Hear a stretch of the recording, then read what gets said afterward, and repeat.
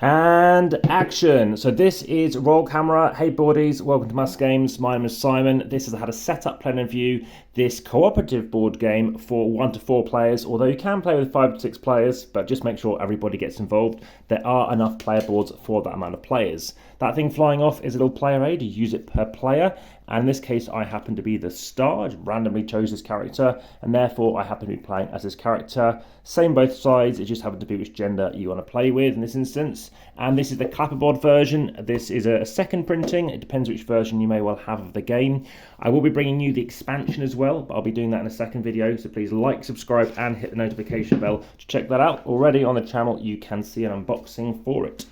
So in this particular game we are looking to make a film. We're looking to go out and basically have a fantastic crew such as these people, and what we're looking to do is make sure it stays under budget, otherwise we will lose because we have spent too much. Or as well as that, we also need to be within schedule. If we run out of time, we will lose as well. And each turn it will leave us with one fewer amounts of schedule remaining. We also lose if we haven't completed our film, which I'll show you how that works in a second, and if it's not a good quality. So if it's so bad it's good, that's fine, and if it happens to be over here, that's good as well. But if it stays within this kind of red zone, this pink zone, then we'll be losing. This will be going in my cooperative playlist, my AmassGames playlist, and my how to set up, play and review playlist, as well as my family weight playlist. But I will say this is a particularly hard cooperative game, even on easy mode. So now I'll tell you how you want to do your difficulty. So on easy mode, you can do it like this. There's even more options in the expansion. Check my expansion playlist as well. So I'll just chuck it to easy on a 1 to 2 player game, and therefore I've now set the difficulty. So I start off with $14, $14 million, whatever, and happen to have 11, let's say, days, and how this is going to work.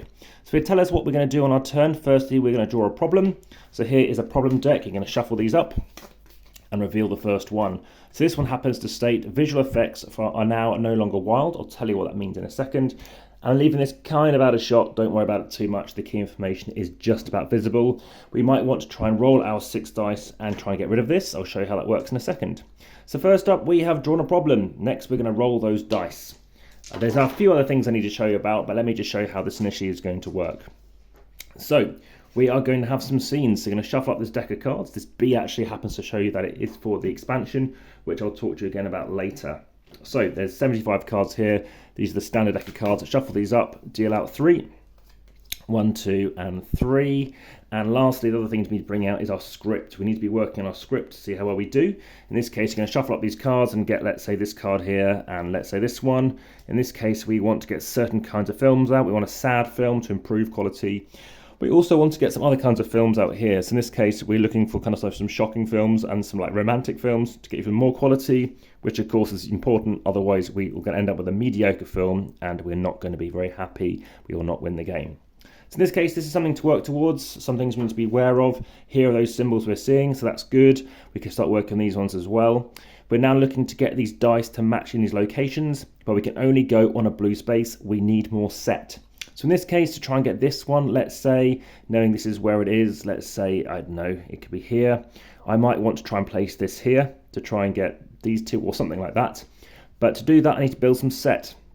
They need to be the same value, hence the equal sign. So these are going to go here.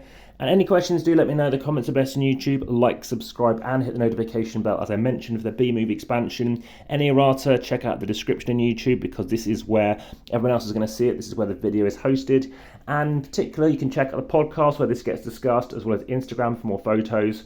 There's also Facebook for discussion, as well as TikTok and X. So in this case, I might want to try and complete this card.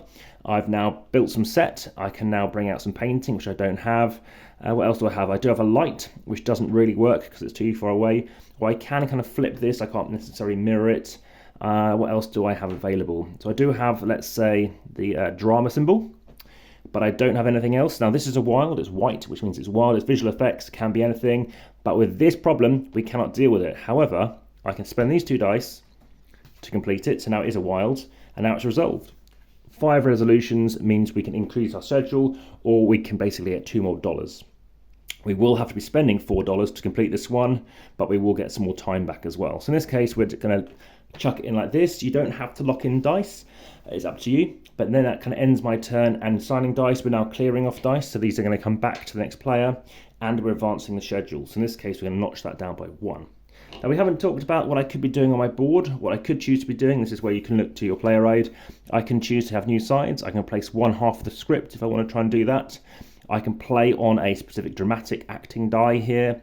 In this case, you can place any one idea card from the to-do list then to the discard pile. There's other things here, such as refresh, which allows you to discard some idea cards. Let me show you how that works.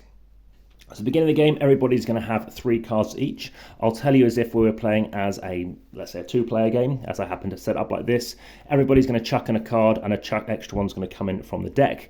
If you're playing as a 3, everybody chucks in a card. We're going to look at them, see what we want to do, play that out potentially, and then we're going to all draw an extra card. So you want to keep it to yourself. You can't tell people what you have, even though it's cooperative. In this case, you can turn all bonus spaces on these have 2 times their visual effects. So you might get 2 times, let's say, the amount of quality you're getting if you happen to place a die on here. Look through the top 10 cards in the idea deck. This one means that any drama acting dice happen to be wild, so that's quite good. So what you can do is say, oh, I've got a great idea. That's how thematic this game is.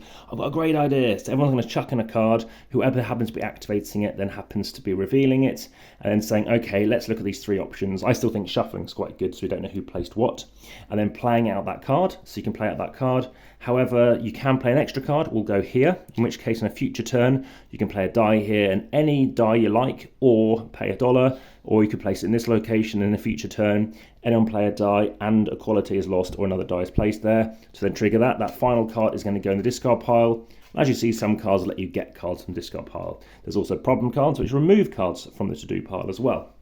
There's something else you can be choosing to do. You need to play a die here to do it. So you're spending a die, one in your 6 actions, to enable an idea to be used. And then, like I said, you're drawing up an idea for every idea you've spent.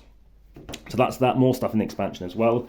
So that happens to be it. So we've now cleared the dice, we're now advancing the schedule, I think we've done that. Moved on to the next player. Of course, they're going to have a player board, they can tell us all their kind of actions. They're going to roll any remaining dice, so now we're taking these back. You don't have to take these back, but it makes sense to probably keep them there for the time being, unless, of course, we got exactly what we needed. In this case, do we have any painting symbols? We don't.